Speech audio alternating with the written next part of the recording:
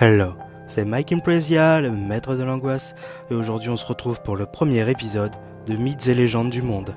Et on va commencer bien évidemment par le Japon, mon pays favori, avec sa légende du tunnel Kiyotaki.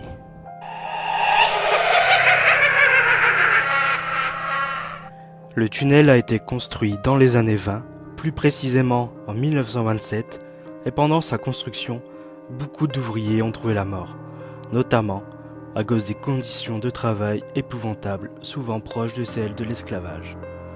Nous ne savons pas exactement combien de personnes sont mortes dans ce projet, mais juste a priori, leur âme serait restée bloquée dans ce tunnel et qu'elle le hanterait encore de nos jours. La particularité de ce dernier, c'est qu'il mesure en longueur 444 mètres. Et au Japon, le chiffre 4 a la réputation d'être maudit, comme le chiffre 13 peut l'être chez nous. De plus, sa prononciation en japonais, shi, signifie la même chose que le mot mort.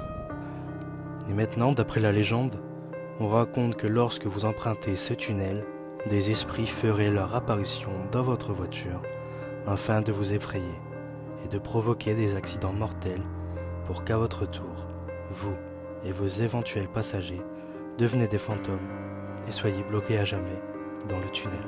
Néanmoins, si vous pensez réussir à contrôler votre peur, il y aurait un second danger. En effet, il se dit que dans le tunnel se cacherait un miroir et que si par malchance vous regardez dans ce dernier, alors vous mourrez dans atroces souffrances et rejoindrez ainsi les autres esprits qui hantent le lieu. Enfin, le dernier détail que nous révèle la légende du tunnel serait l'étrange changement de longueur de ce dernier en fonction du moment de la journée où vous passez par ce dernier.